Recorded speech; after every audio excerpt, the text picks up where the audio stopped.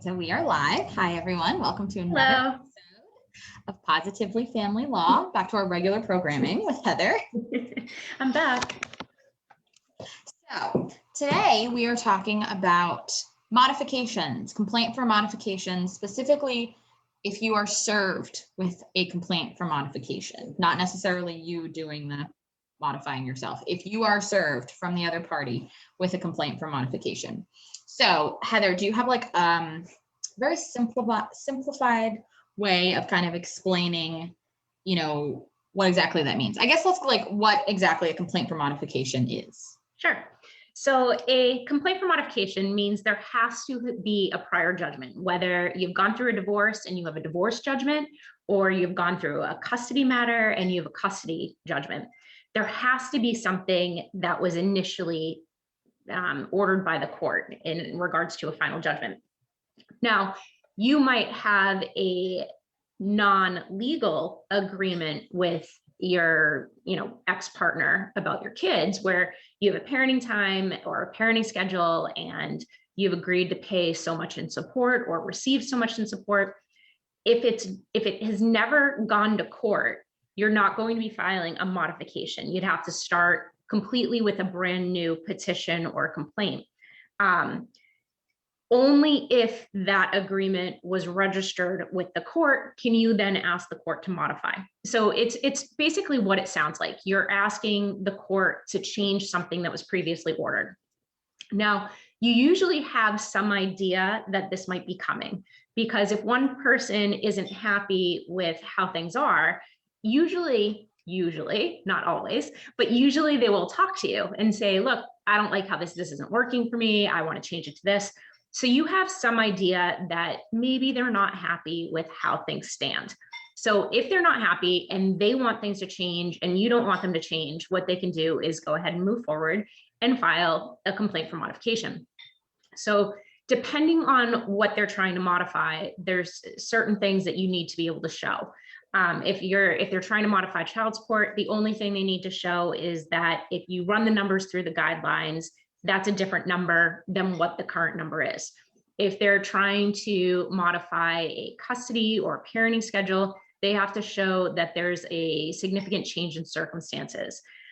There's some things that even if you want them to change, they can't change, because if the agreement, like let's say, for instance, with a divorce, if the agreement survived the judgment of divorce, that means you can't ever change it again. So unless for very, very few circumstances like fraud or coercion, it's very rare though. So if your agreement survived, even if the other person has filed a complaint for modification, then you have the grounds to file a motion to dismiss the mod. But typically, you're probably going to know that something's changing as long as your prior agreement merged with the judgment. It's able to be changed. So that's essentially a quick overview of what it is. Gotcha. And I think a big thing, a lot of people are like, oh, I have a verbal agreement. That's not the same thing as if it's through the courts.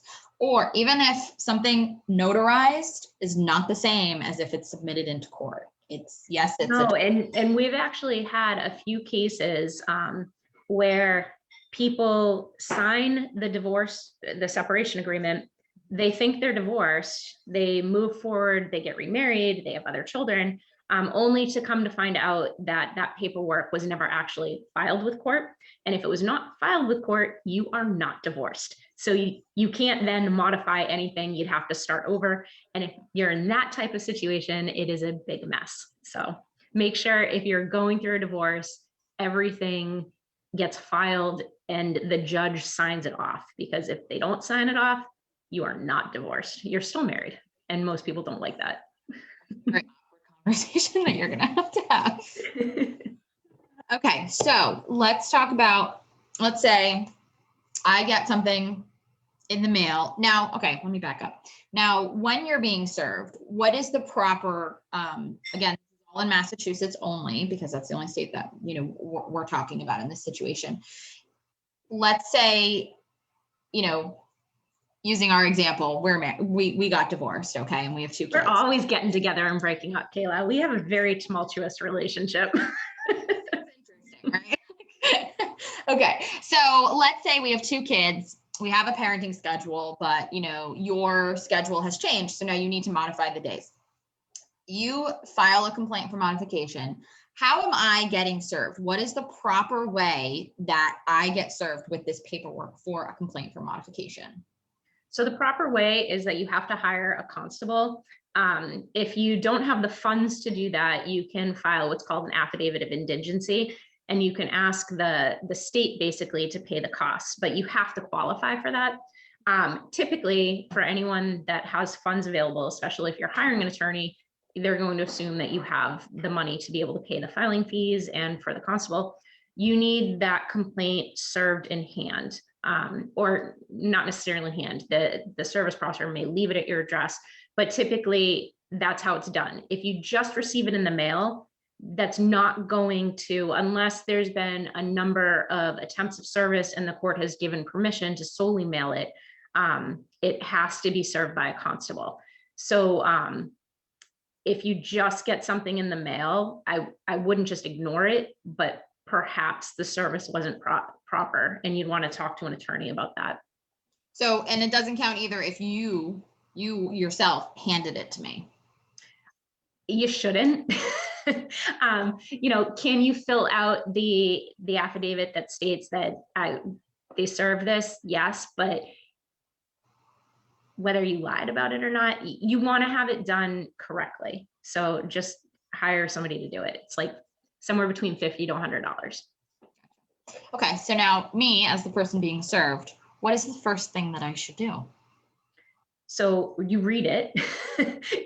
You always want to know what's coming at you. So read the documentation that was provided to you, and then more than likely hire an attorney. Get somebody on board, because there's different things that can be done. First, is there the appropriate burden in order to make the change that the person's requesting? Sometimes there's not, and you can file a motion to dismiss and make the whole thing go away. Other times there might be ways to negotiate and come back and just get it done very quickly, so then nobody really has to go to court besides to submit some sort of stipulation to change things slightly. Then the attorney can also, it's within 20 days of receiving the complaint for modification, you have to file what's called an answer. And what that means is it's basically reserving your right to be heard in court. Because if you don't do that and the court holds a subsequent hearing that you don't show up for, the court can just order anything that the other side is requesting. So if you want to make sure that for one reason or another, maybe you don't receive proper notice of a hearing, maybe you forget and you just don't show up, but filing that answer preserves your right to be heard and makes it harder for the judge just to kind of sign off on anything that the other side wants. What also you can do at the same time as filing an answer is you file a counterclaim. So there might be things that, based on what they're asking, you might want things changed. So maybe you've lost your job and you want the child support to decrease, and because you don't have a job anymore, you want more time with your children. There's a number of things that one person, it's kind of like, if you think of the big snow mountain and the little snowball starts and then it just keeps gathering and gathering, and there's more and more things. That's kind of what can happen within a modification. One person will say, I want to change this. And then the other person says, well, since we're going in anyway, I want to change X, Y, and Z. And you can do that through a counterclaim without having to start the entire new process of filing a complaint for modification. So you save yourself a little bit of money. Good. Okay. So you mentioned the 20 days. Now, when does that start from? When does the 20 days start? From the second you get served. Okay. And now what happens if you don't submit a response within that 20 days? You can eventually file a motion to allow for a late answer. But until you file that answer, the other person can also modify their complaint for modification. So they can just add some more stuff. There's a bunch of things that by filing that answer, you procedurally change things. And so if you don't do it in time and you're a little late, you can ask the court for permission to still do so, which usually isn't a big deal. But ideally, you don't want to count on it not being a big deal. So you just want to do it within the time frame provided, ideally that 20 days. And don't wait until day 19 to do it. Yeah, because that doesn't leave us a lot of time to actually put everything together. So, and then I think one of the things, especially with a modification, because the prior language of whatever judgment it was is so important, make sure you have a copy of your, if there's only one judgment, just that. But if there's multiple judgments, because you can go in for multiple modifications, over the course of time. If there's been things that, one judgment modifies this, another judgment modifies something different, or maybe another judgment modifies the same thing, you want to make sure that when you're bringing everything to a lawyer to review, they have the full picture. Because we've had people bring in like extremely old judgments that have been modified, and they're saying, well, this is what it is. And then it takes us a while to kind of uncover, no, you're wrong. There's been other things that have happened. So just make sure you understand what's going on in your case. And when the attorney, you're providing all your paperwork for the attorney, make sure you have it all. Yeah, absolutely. So going into the actual modifications, if you're dealing with, let's say it's a complaint for child support modification, what is, kind of the first things that you should start gathering besides what you mentioned, your previous agreement, if it was modified previously, or your original agreement that both parties agreed on? What is something that you can get ahead of the game and have prepared if it's just regarding child support? Yeah, so if it's just, and usually it's not just child support, but let's just pretend that it's very, very narrow and it is just in child support. You can start for any case that goes before the court that requires or is dealing with any financial issues, whether it's child support, whether it's extracurricular activities, whether it's, uninsured medical expenses. If it's a financial issue, the court is going to require financial statements by both parties to be filed. That usually has to be done before the hearing. So I would assume that if there's a complaint for modification, there's probably going to be a motion for temporary orders to change the child support sooner than later. So if you can start putting that all together, that saves that last minute rush of, okay, we need a financial statement, we need all your documentation. And then it's like pulling teeth sometimes to get the information at the last minute. So you can start putting together all your, your pay stubs. It's much easier if you're getting paid via like W-2. So if you get a paycheck, it's more complicated if you're self-employed. It's more complicated if, the reason for the child support change is maybe somebody got laid off from their job and now they're just collecting unemployment. And the question is, should they still be on unemployment? Should they be looking for another job? So there's certain things that you can do to, number one, prepare yourself and your own financial picture, but also to start asking the other side to prove theirs, because their financial picture is going to come into play as well. And that might be by getting some discovery done. Gotcha. And now if it has to do with custody, is there anything specific that you can have prepared in regards to that? I think typically custody and child support kind of go hand in hand. Yeah, you typically see at least 2 to 3 things. Most people don't go to court over one thing. It's usually a compilation of things where they're just like, okay, I have a lot of things that need to change, so we need to go back to court. Sometimes it is just child support, but it's more rare. Sorry, what was your question again? If it's regarding like custody, is there anything, when you mentioned the financial statements and the financials in regards to child support, is there anything that you can kind of be proactive about gathering if you are served with a complaint for custody? So a lot of times, and a lot of this is very issue specific, where if somebody's saying that, let's say, we have kids and you just never come for any of your parenting time anymore. You just don't show up. So I'm modifying it to say, I don't want to sit around every other weekend waiting for Kayla to maybe show up, maybe not show up. So I just want, the parenting time to change, because I'd rather be able to just go do my own thing. She's not coming anyway. So in that case, for my side, I'd want to show and have the text messages available that show you canceling or you not showing up. On your side, if I'm lying, you want to have as much to show that, no, I'm still going to see my kids, maybe on this weekend, I had to change things because of these plans. But if there's any communication or any sort of evidence that you can utilize to either prove your side or refute the other side, you want to start putting that all together as well. Gotcha. Okay. And another question,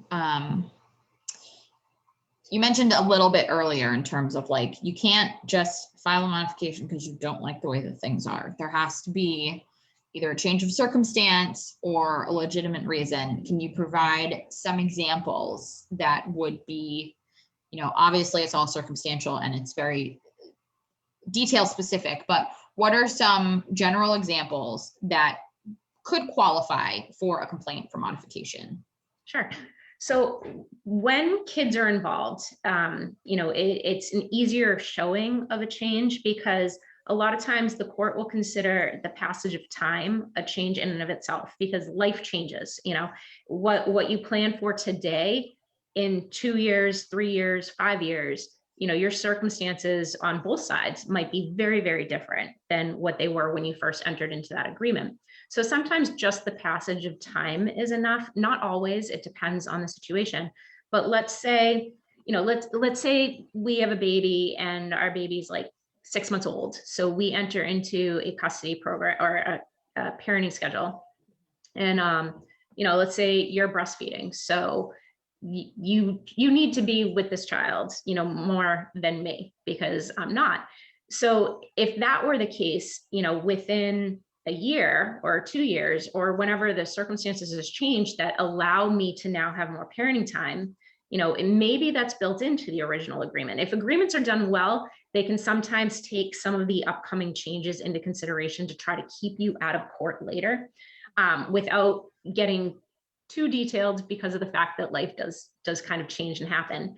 But if we hadn't dealt for that, and now I want to keep our kid overnight and you say, oh no, that's not what our agreement says. That might be something where I can say the circumstances were very different when we entered into that agreement from where they are now. Or, going back to if I have a job and I'm working 100 hours a week, I don't have the time to care for a child even 50% of the time, sometimes not even a third percent of the time. But if anything happens with that job and suddenly I'm working a 9 to 5, or maybe I'm unemployed, that might be enough if we live close enough to go ahead and ask for the parenting plan to be changed, because now I have the time availability that I didn't have before. So, every case is going to be different. And that's part of what the attorneys are going to be looking for is what in this particular case, how have things changed in order to change the prior judgment? Yeah. And child support is another thing. I think we have a lot of people who have called us and I'm like, well, I lost my job a year ago, so I stopped paying child support. You can't do that. Yeah, don't just stop. You have to have an order that either decreases it or suspends it. If you just stop paying, you're going to get in trouble. So just don't do that. And if let's say you go ahead and file, but you can't get into court and you legitimately can't afford to pay the payment, because I have seen this happen. I've seen people that have incredibly high child support payments where something happens to their job and they can't keep up that amount. But even in those cases, and I am in no way by saying this, saying you shouldn't pay the full amount, not doing that whatsoever. But even in those cases where you can't pay the full amount and you're moving forward to make changes, try to pay as much as you possibly can. That, because even if you lost your job, the court could say, well, you still owe arrears, you still owe up until the point that the court changes it. So you don't want to be stuck. Number one, you never want to show that you're just ignoring a court order, and if the other side says, no, that's okay, you don't have to pay it for now, I understand things are bad, because believe it or not, sometimes that does actually happen. Make sure you have that in writing, because if anything happens, and especially if DOR is involved, DOR doesn't care, they're still going to be collecting that money regardless of what the other side said. But if, let's say I'm paying you $500 a week and I lose my job, and you say, okay, well, I know things are tough right now, so don't worry about it now. Just once you get another job, you can start paying me. Well, that's really, really nice of you. And that's our agreement, so long as we agree. But the second you get pissed at me and you say, oh, you owe me $10,000 worth of child support, you can file a complaint for contempt saying that I didn't pay that $10,000. And I'd have the defense of saying, well, no, she agreed to it as long as I could prove it. But it still doesn't necessarily get me out of the court action and owing that if then you go to look for it. So, of course. And I think the other thing, people do lose their job. It happens all the time, and it is considered a change of circumstance. And that is where you be proactive. You file something in court that says, I lost my job, I can't afford this. And like you said, keep paying as much as you can, but understand that you can't just never get a job again because you don't want to pay child support. Right. And don't just ignore it and, be like, well, I don't have a job, so I can't pay. It is what it is. You have to be proactive with things like this because it will come back to bite you in the butt. And I've seen a number of cases, and I think especially since the pandemic and things have kind of gone virtual, I've seen a number of cases, and even before, when things were normal, people would lose their job or change employment, and they'd go into court on a motion for temporary orders asking to decrease child support for one reason or another. And the court would say, well, I'm going to deny it now, but you can reserve it for later, because there might be questions around it. Did you leave your job solely to decrease your child support? Did you, what exactly are the situations? Are you getting paid elsewhere that maybe you're not reporting?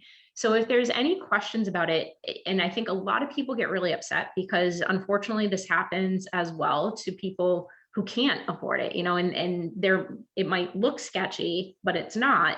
And they end up continuing to have to pay a child support order that they really can't afford. And unfortunately that does happen. And I've seen people in court get really upset about it when the judge says, I'm not going to change this right now. And they don't understand, and I get it because it doesn't seem fair. If my income goes down and I can't afford child support and there's a reason to change it, you think, justice would call for it to be changed. But sometimes justice takes a while, so just be prepared for that as well. Of course. And so one last question before we wrap things up. When you get served with a complaint for modification, does a court date get scheduled once something is filed, or is it after, the person who was served submits their answer? How exactly does the court date come into play? So if there's no motion for temporary orders, usually the court will issue a pretrial date that will do that automatically. Depends on the court system. Some send that out pretty quickly. Others wait until there's an answer. Others, you have to actually ask for that to be assigned, and they won't assign it before it's requested. So it really is court dependent because each jurisdiction handles that slightly different. But if there's no, the quickest way to move a case forward is obviously to file a motion for temporary orders, because that gets you into court. If you can come to a full agreement, you can, write that all up, issue it as an order or issue it as a judgment, the judge approves it, and then you're done. So sometimes a motion for temporary orders is the quickest way to get things moving. And then usually whenever you have a hearing, they set down a next date. So you might have your hearing and then they set down a pretrial date, which if you just wait for them to assign it, it could take a while. Okay. So rule of thumb, if you get served, read the paperwork first and foremost, understand what's going on, and then call an attorney. Talk to an attorney about everything. Don't wait till the last minute. Understand that you are on somewhat of a time crunch in regards to getting things going. And yeah, just talk to an attorney. I think that's the number one rule is if you're served, call an attorney as soon as you can. Don't wait until the last minute because it could just end up hurting you in the long run. And if there's things that you agree to, so, don't fight just to fight. If it's something that's really not a big deal to you and you don't mind changing it, don't be an ass. Don't say no just because you want to be able to say no, because you're going to get drawn through this litigation. If you read through it and you're like, yeah, I could live with this, you know, maybe just talk to them about how do we finalize this. Don't be afraid of that either. If it's something that you're completely against, that's a different story. If there's things that you want to have changed, and the other side says, well, no, I want my things changed and not your things changed, that might be a little bit different. But getting served can be emotional, and sometimes people feel as though they're being attacked by that. But try to take the emotions out of it, look at what's being requested, see if there's any room just to work things out. Because if you don't go through a prolonged litigation, obviously that's better for everybody.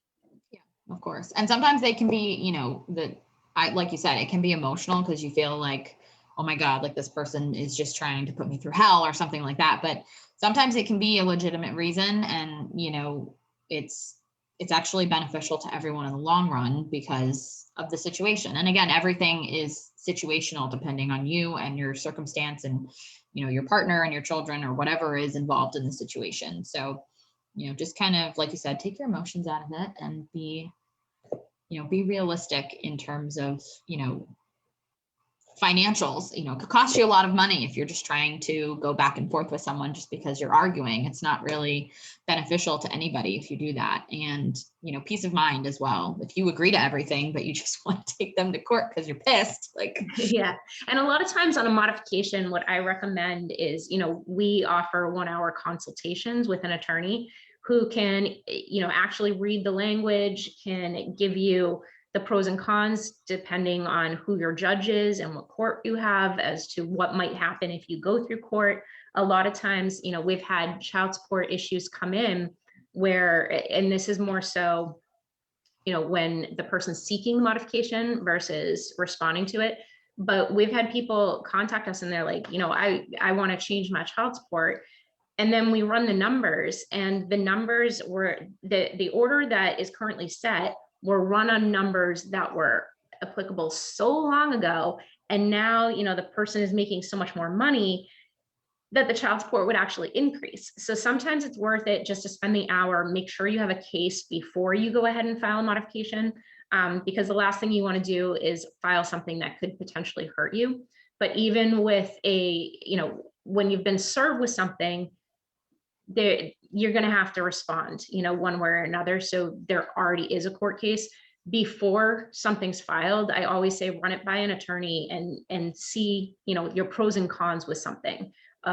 Because I can't tell you, there's been a number of cases where we've been hired by somebody who's responding to a complaint for modification, and we look through it and we're like, we immediately file a motion to dismiss because of the fact that they're asking to change something that survived that judgment, so they can't change it.